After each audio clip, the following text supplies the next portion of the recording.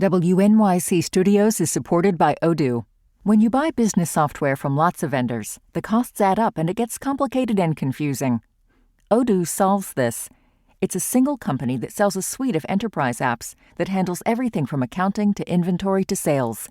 Odoo is all connected on a single platform in a simple and affordable way. You can save money without missing out on the features you need. Check out Odoo at odoo.com. That's odoo.com.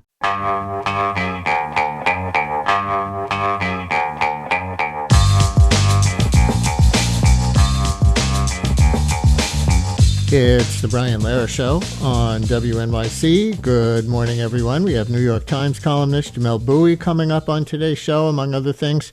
And we'll start here with the New York State and city budget still stuck on how much to tax the rich. And one of the central arguments around that being whether tax rates or private sector unaffordability, which could be alleviated by tax rates, do more to make people leave New York City. A new report out this week from the watchdog group, the Citizens Budget Commission, found that New York City is losing parts of its population across all income levels and all demographics. The schools are losing students.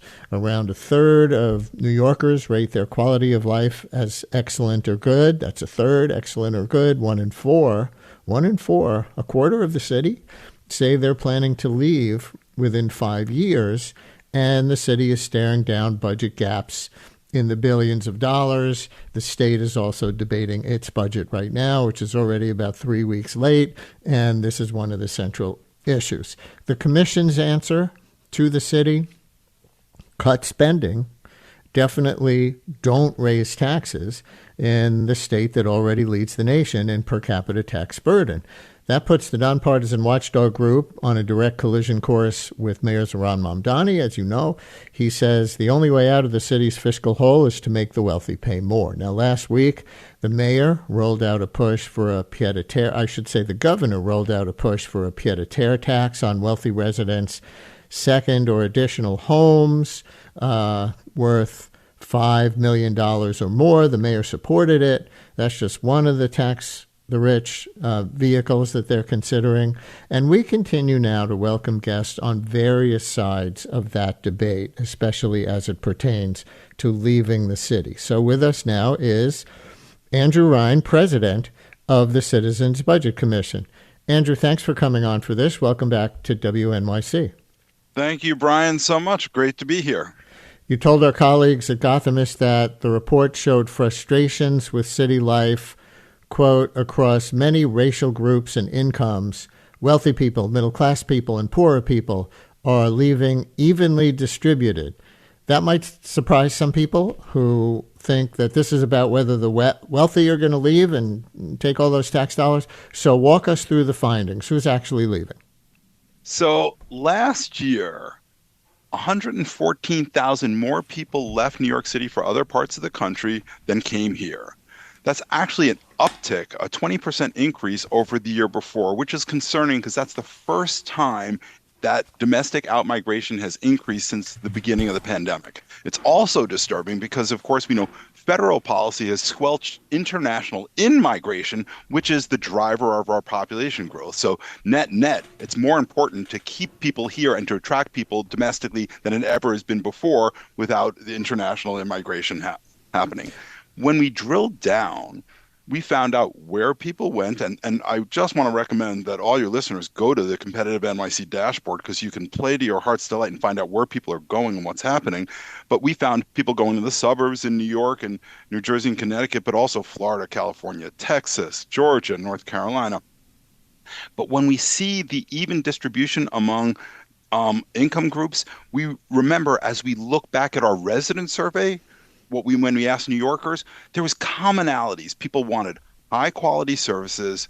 They wanted safe streets, good schools, their trash picked up. And then there were, of course, specific issues that affected different people. Housing affordability, which everyone's focused on rightly, is a major issue for working and middle-class New Yorkers. And yes, we are the highest tax place in the nation with the highest top marginal personal income tax, and that is an issue for very wealthy New Yorkers. So we've got to fight on the fronts all across the board, as well as serve working New Yorkers. You're arguing for more and better city services, but also for the city to cut spending on the services they already provide. To many people, that won't make sense. How does that make sense? Well, first of all, I just want to commend the mayor on Executive Order 12 and how he talks about excellence in government. If you read the executive order, and I think it's so well articulated, we have to focus our spending on the programs that really deliver for New York. And we've got to stop spending on programs that aren't actually adding value to New Yorkers' lives. And frankly, we've seen private sector productivity increase 20% over the last 10 years, and we haven't seen the effort made at all in the public sector. So in the last 10 years, we've added a lot of programs without making them affordable by shrinking programs that don't work or making government more efficient, and our revenues are coming in really so strong. So what we have is a spending affordability problem because we haven't focused on what works. In fact, spending has increased over the last 10 years $16 billion faster than inflation. And if we were sitting here today saying, "Oh, spending's increased 10 billion faster than inflation," we'd say, "Hey, that's pretty good." But we'd also say we wouldn't have a budget gap. So that's what we mean about focusing spending, getting in line, like the mayor saying, improving the quality and the excellence of those services. That's how we can serve New Yorkers and close the budget gap. So that makes a lot of sense in theory, but I think a lot of critics might say you're raising a perennial red herring. Everyone who wants to cut other people's programs so they can pay less taxes themselves say waste, fraud, and abuse, waste, fraud, and abuse. But there's rarely enough actual waste, fraud, and abuse to make up for all the cuts. So what gets cut is the actual services. Why shouldn't we think that would be the result of what you're advocating? There are enough opportunities, and you're right about some of the history, but there are enough opportunities in this budget if we roll up our sleeves to do it. And the mayor's talked about it with his chief savings officers and identified some. I just think there's more opportunity. He can be more ambitious. Let's just take, for example, the class size mandate that Albany has, that we should shrink all the classes sizes, around the system. In fact, it was pretty easy to comply with the first two rounds of that because we'd already done the smart thing in New York City by shrinking class sizes in early grades and high need schools. That was already done. But the next $1.2 billion is really spending money on in part on popular schools that are high performing. Let's use those dollars more wisely. We increase spending on individual schools when the enrollment grows. Makes a lot of sense. But we haven't been shrinking it when enrollment shrinks. And now we have 200 schools that have fewer than 200 students. You can save probably 400 million, by doing that. And of course, the mayor is exactly right that we have to deal with our biggest in the nation city-funded FEPS housing voucher program, which has been growing exponentially. And it was the biggest municipal program in the country. We had 15,000 vouchers. We have 65,000 housing vouchers, which is a great component of a comprehensive strategy. But if we froze it at 65,000 vouchers, meaning we don't kick anybody off that has vouchers today, we could save $330 million next year and $3 billion over the financial plan. It is those hard choices and also the rolling up the sleeves by going into each agency and finding each program and saying, is it serving New Yorkers? Is it not? That's where we should have that ambition to improve the quality and efficiency of government. But on city FEPS, there you are saying, okay, let's give fewer poorer people housing vouchers so we don't have to cut taxes on the wealthiest individuals or corporations. Why put the burden there? Just to be clear, and I'm sorry if I wasn't. No, we're not saying cut the vouchers at all. We're saying keep the vouchers. You're saying cut the growth, right? Have the cap. So what happens is what we're saying is 65,000 voucher holders. If we actually keep their vouchers with rents going up, there's still a significant spending increase each year, but we don't want to reduce and take away anybody's vouchers. And we're looking forward to the mayor's proposal because as he came in and deserves a lot of credit for being transparent in the budget and getting rid of the under budgeting, lifting the veil and showing the problems. He's looking at the same thing, and I read as Deputy Mayor Bozorg talked about the other day, this is a challenge that fundamentally is a federal challenge when it gets to this scale. We've done so much in this city, and we look forward to his proposal. We should be not cutting services for those people, but we have to live within our means so that we can provide all New Yorkers. I will also say, look at the social safety net we have in New York. We have 11 public hospitals that serve anybody, regardless of means or location. We have NYCHA with 165,000 apartments. We are a generous city that, if well run, can serve all New Yorkers so well. Listeners, are you thinking about leaving New York City? The survey that the Citizen Budget Commission released says a quarter, that would be like 2 million people, are thinking of leaving New York in the last 5 years. Does this apply to you? Or if you're listening from somewhere else because you recently did leave New York City, call and describe whether taxes had anything to do with it, poor city services had anything to do with it, or ask Andrew Rein from the Citizen Budget Commission a question. 212-433-WNYC, 212-433-9692. You can tell a story about yourself. You can tell a story about someone you know, or you can just ask a question. 212-433-WNYC, call or text 212-433-9692. Andrew, I see that your stats show Hispanic New Yorkers were the most likely to leave the city from 2022 to 2024. Hispanics are not the wealthiest New Yorkers on average by any means. So does the fact that they lead the pack in departures mean more flight from the city is happening because of high private sector costs like rent and childcare than from high taxes, which wouldn't affect poorer people all that much? No, I think you're right to zero in. When we did our resident survey, Hispanic New Yorkers rated quality of life in their neighborhood, and quality of services the lowest among all groups. Quite disturbing findings. And when we look at that in conjunction with those out-migration numbers, we say we have got to serve these communities better, and all New Yorkers better. And the quality of services matter. Cost of living matter. Of course, housing costs are important. Of course, childcare costs are important. We inferentially, looking at the data together, can say this is a real risk, but it also calls upon our leaders who are going to come up with the budget this year, and of course the mayor who's going to manage these services, how to focus on the quality as he talks about, because these New Yorkers are saying services aren't good and more of them are leaving. That's not good for our quality of life, our opportunity, and our economy. I want to get you to talk a little bit before we go to some of our callers and texters about one thing you raised before, and that's the reduction in immigration based on Trump administration policy. I think it's fair to say that one thing that makes New York City different from, say, Detroit or name your Rust Belt city is that new generations of immigrants constantly flood in here and they bring renewal.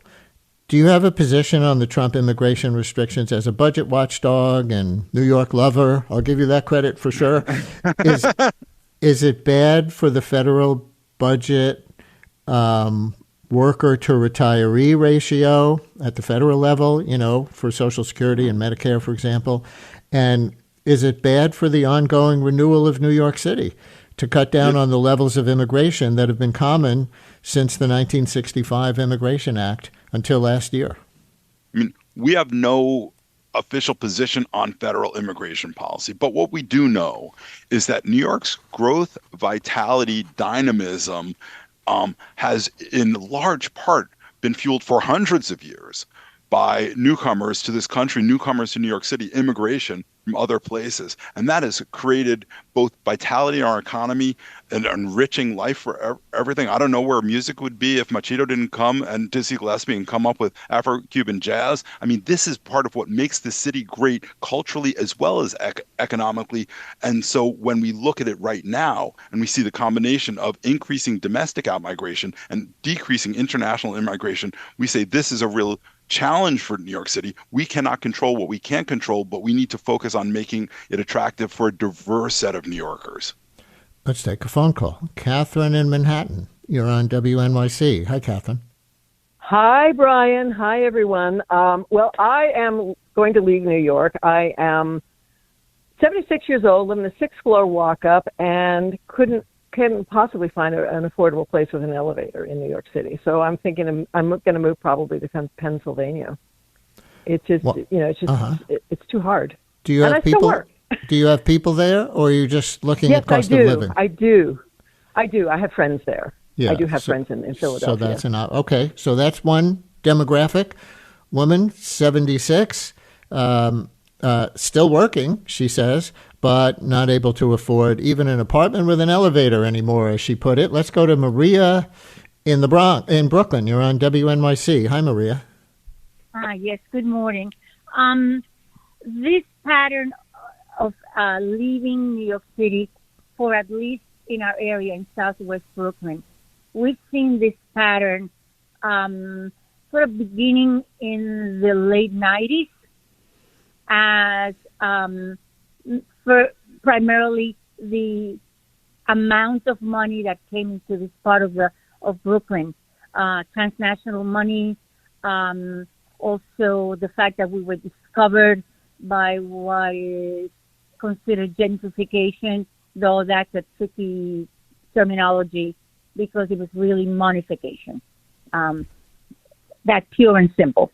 Just folks with available money, not only transnational, but if they had family money, people were able to put parents mortgaging their home to be able to put a down payment for a purchase.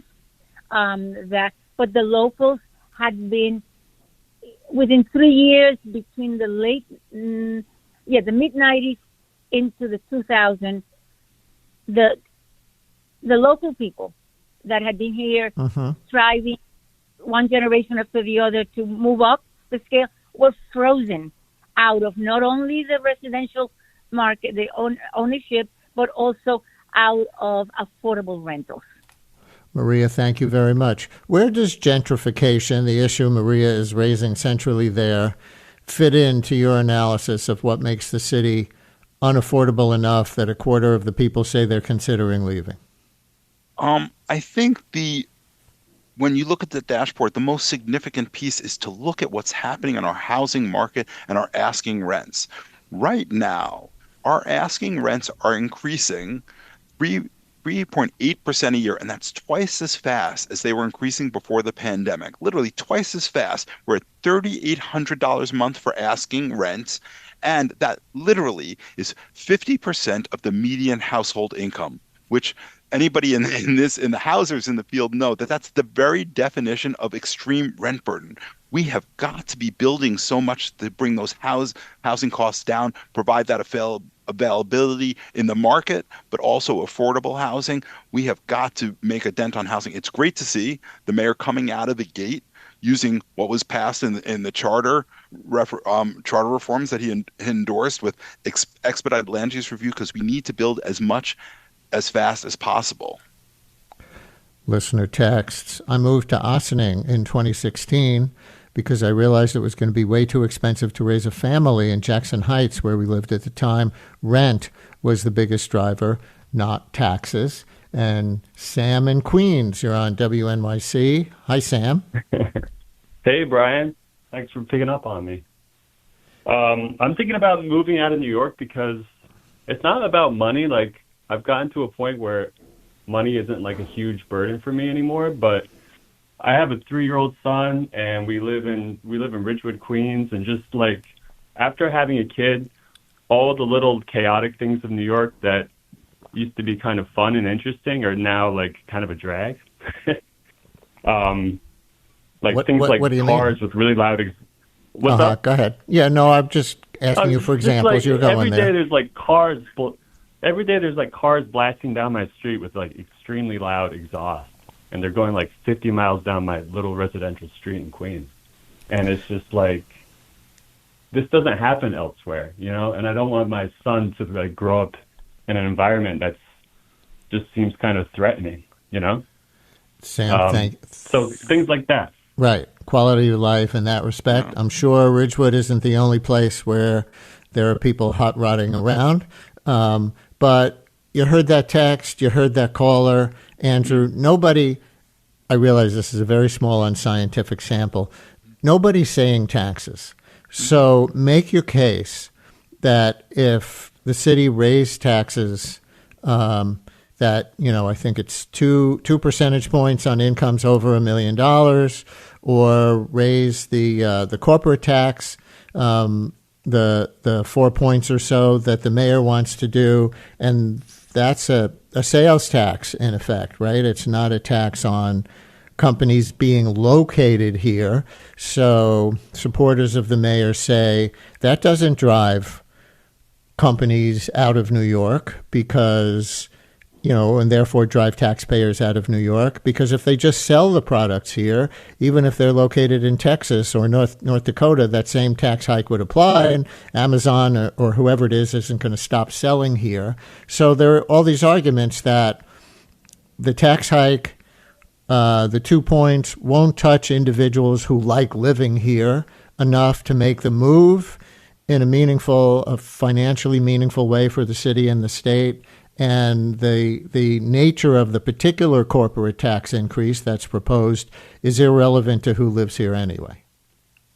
Well, I appreciated Sam's call because he raised, and I'll come to the taxes in a second, the value proposition issue, which is most New Yorker, it's not necessarily, for some it is one thing, but it's usually a mix of things: quality of life, quality of services, affordability, and it's the same with business. It's the mix, and is it worth it? New York will never be cheap, it'll never be easy, but we have so much to offer. The question is, are we chipping away? What we've seen in the dashboard, we're chipping away at our competitive foundation. It's not that something happens tomorrow, it's chipping away. And that goes to your question.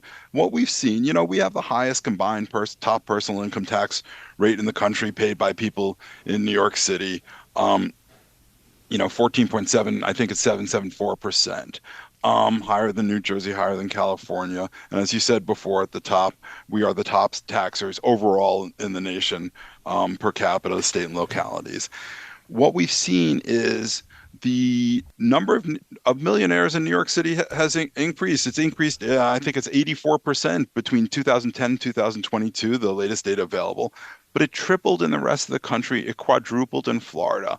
So what is it about the capital of capital that it's not the place that's growing wealthiest New Yorkers? And of course, these New Yorkers pay a significant share of our personal income tax that supports teachers, firefighters, sanitation workers, and all the services we all rely on. So we're chipping away, and we have a shrinking share of those individuals in New York. And frankly, if the share didn't shrink, we'd have $3 billion more in tax revenue today, which of course, there are plenty of ideas on how to close, and CBC would say, let's use that $3 billion and close the budget gap. But we're chipping away at our foundation, and taxes is one piece. Some people, it's a single factor that causes them to make a lifestyle choice. But again, as Sam was saying, it's kind of the value proposition: taxes, quality of life, quality of services. On the business side, I think it's a different, yes, we have what's a sales nexus, so we tax where the sales are, but we are, for local businesses, increasing their cost of business in a city that they already pay, a multitude of taxes, because we have a broad range of, commercial rent tax, et cetera. Their employees pay a lot of taxes. And when they think about, should I grow here? Should my second headquarters or my expansion be in New Jersey? Some of their employees are saying, oh, can I be in New Jersey? It's easier to find housing there, and it'll be, lower taxes for me. Or they're expanding other places. So it chips away at that foundation. And it also does send a signal to the business community that we are willing to keep on increasing taxes, and that signal in part matters. Of course, it's a value proposition. The signal has to be, we want to work and we want businesses to grow here. And coming back to your original question, we have the opportunity to serve New Yorkers within our current highest taxes in the nation budget, with revenues coming in like gangbusters. That, if we take that opportunity, we will serve everyone, and we don't actually need to raise our already high taxes. How much is enough in terms of job growth among the wealthiest New Yorkers, the highest income earners, for those who are employed at, wage-paying jobs? For example, I've seen the stats that some of the big Wall Street firms are creating more jobs in other places like Texas than they are here. but they're still growing the number of jobs here. We have a record number of Wall Street jobs. I'm not sure if it was a J.P. Morgan Chase or a Goldman Sachs or the sector in general stat, but the way I saw it described was, yes, they're adding more jobs elsewhere, but they're still adding jobs here. So in pursuit of enough money to provide universal child care and other city services, how much is enough? Well, I think you raise, and also on the dashboard, we have jobs data, since 2008 and with a focus on the last year. What we've seen in the jobs picture in New York is a sluggish 2025, and we're glad to see increase in finance jobs because, of course, these are higher wage jobs, and it's good to have higher wage jobs, same information. What we've seen in other industries in the last year is a decline in the number of jobs, which is really unfortunate when we think of manufacturing, retail, wholesale in the city, because those are working people's jobs that we need to be growing. And what we've seen since our pandemic recovery is the growth in jobs has been lower wage home care jobs, mostly funded by New York State's home care program that it can no longer afford. And that's not the strength of a growing economy. But wait, that's Medicaid. That's a yes, public program. So again, you're going to cut taxes when the aging population needs more home health care workers that are largely supported by taxes? Well, just to be clear, we're not talking about cutting anybody's taxes. What the state has been talking about is a program that grew from $2 billion to $9 billion and how it can provide the services New Yorkers need in a cost-effective manner. Or holding taxes down, to be more accurate. Yeah. No, and I listen. We have a very large home care program, and the key is how do we keep it affordable and how do we serve the right people? And the state's made some progress because when the program was originated, it was basically virtually open enrollment, and anybody could be eligible, and then they could pay their neighbors, their children, their services. So they're trying to tighten that program, and that's the right thing for our dollars. But in terms of economic strength, we want to grow private sector jobs that are good paying jobs for New Yorkers, afford them to live here. And as you raise, in terms of finance, it's great when we have job growth here. And we've seen a multi-decade decline in finance jobs. It was good to see them ticking up. That's welcome. 30% of those people live outside the city, don't pay city income tax. We'd love them to live in the city because more taxes here is better for more services. So the question is, how can we be more attractive so when they grow those jobs, they grow more of them here? I don't know how much is enough, but more is better. We'll continue in a minute with Andrew Rein from the Citizens Budget Commission. Anita in Queens, who I see she and her husband are considering moving. We'll hear why in her case. I also want to bring up some history with you, Andrew, and how ahistorical this moment is, or is this just part of a, perennial pattern with New Yorkers coming, the next generation or a generation or two down, leave, and new people keep coming? Is this really different today? So we'll talk about that. Anita, we see you. We'll take more texts. I see the text from somebody spending time in Minneapolis, Memphis, and Atlanta, who maybe has an interesting comparison. So stay with us as we continue with Andrew Rein from the Citizens Budget Commission on whether to raise taxes and why people are leaving New York City.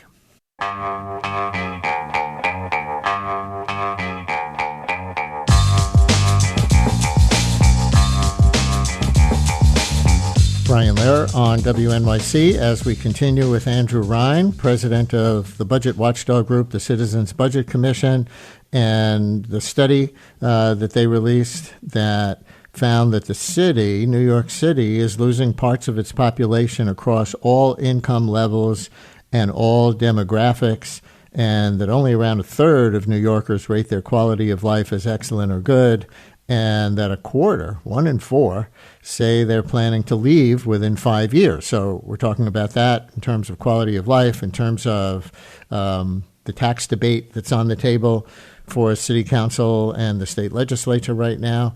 And with your stories of considering leaving or not, or your critiques of the policies, we've had other guests who advocate for the mayor's position about taxing the rich more. Andrew Rein is on the other side, thinking that would hurt more than it would help. And Anita in Queens has a personal relationship to this. Anita, you're on WNYC. Hi.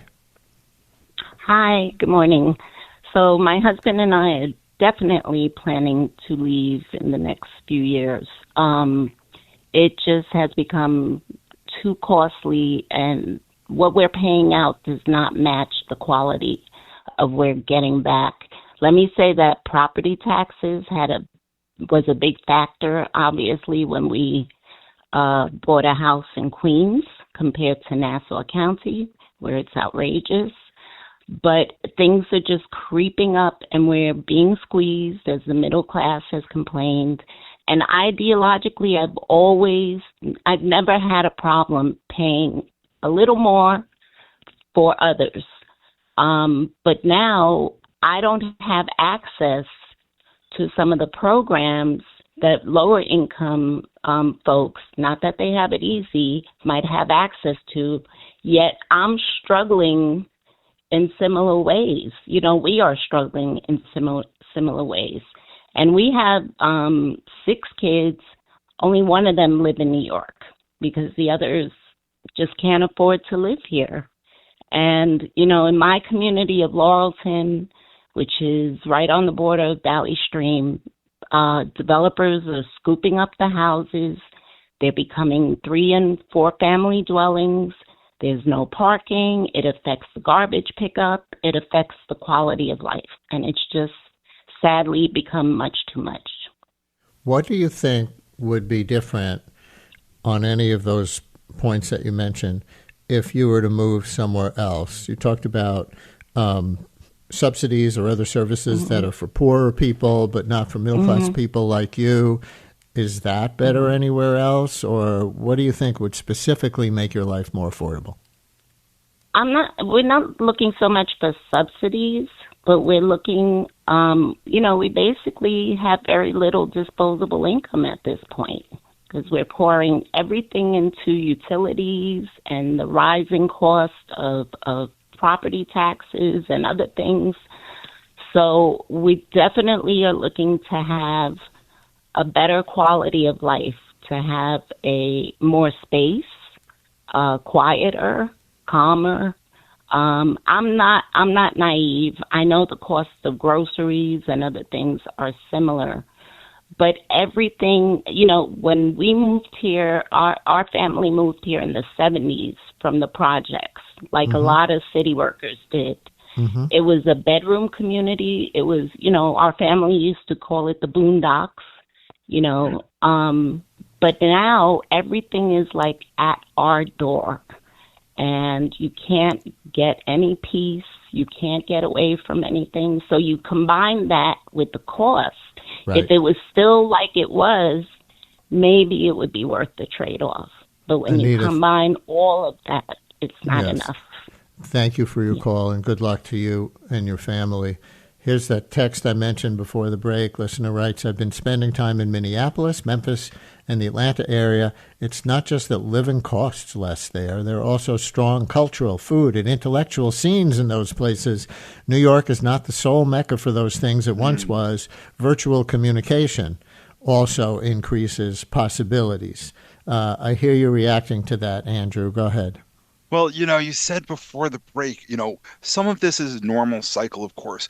And on our budget, we have a self-inflicted, as the mayor said, a fiscal problem. But part of what's new here is our challenges on domestic outmigration is the economy has changed and remote work allows people to move further out. A great paper I just read yesterday about that. More places are more attractive, as the person who texted you, has said culturally, there's a lot more to offer. So our competition is fiercer, and other places have diversified their economies in ways. Look at Texas. When Texas was oil and we were finance, it wasn't really a challenge here. But now with Texas growing in finance and people opening up second headquarters or hiring there, we suddenly have some new competition. As we looked at the data, one of the pieces is headquarters of publicly traded companies between 20 and 25.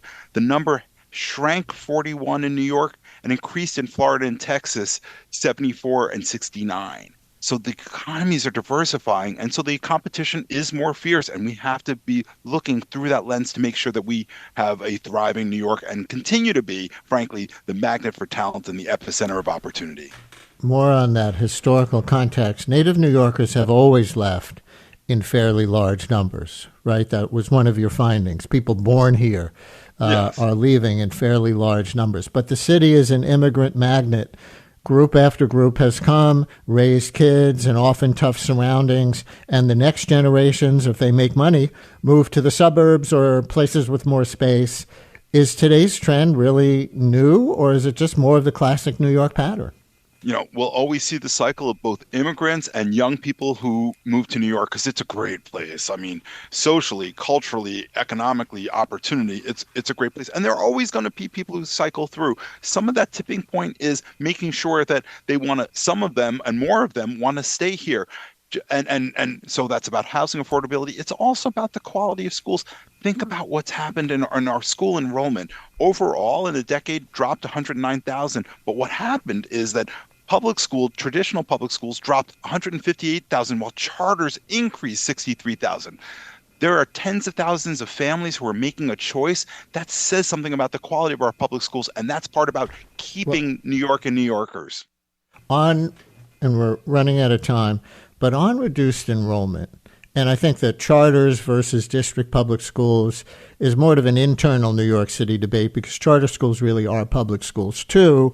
Certainly. So it's that difference. Once you take both of those things into account, you still have about 100,000 fewer New York City public school kids than you did a few years ago, if I heard your math right. Yes. I have a friend who argued recently to me off the air that this could be seen as a good thing, that we talk about overcrowding in the New York City public schools year after year as a bad thing.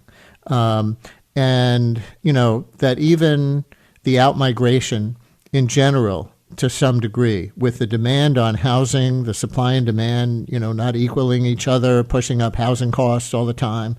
Maybe if there were fewer people here, the rents would go down. It would be easier to serve all the children in the public schools, and the people who want to live somewhere else will be happy because they live somewhere else. What about that scenario? There's no question. There are different forces. There are puts and takes and all that. Listen, it's allowed us to reduce class sizes. There's fewer crowding. On the other side, there's less crowding, but on the other side, we literally have 205 schools that have fewer than 200 students each. That's kind of inefficient, and we don't get to offer the students everything. And because we haven't wanted to shrink spending with the enrollment, we overfund certain schools and underfund others, so it's not good equity-wise. So there are benefits that allows us to do some of that work, but we have to be smart about it, and we have to be, smart about the quality and using all of our space resources, our teachers correctly, our money correctly. So there are opportunities. On the other hand, if people are leaving the city, it's not going to have the vibrancy, the growth, the opportunity, and it's also saying something about what jobs and where people want to live. And when they aren't here, they aren't paying taxes here. One of the things in the domestic outmigration is a lot of people move to the New York City suburbs. Well, that's fine, except that they don't pay taxes to New York City anymore, and we need those dollars to support these great services for all New Yorkers. Andrew Rein, president of the Watchdog Group, the Citizens Budget Commission. Thanks for sharing your data, and thanks for sharing your point of view. Thank you very much for having me.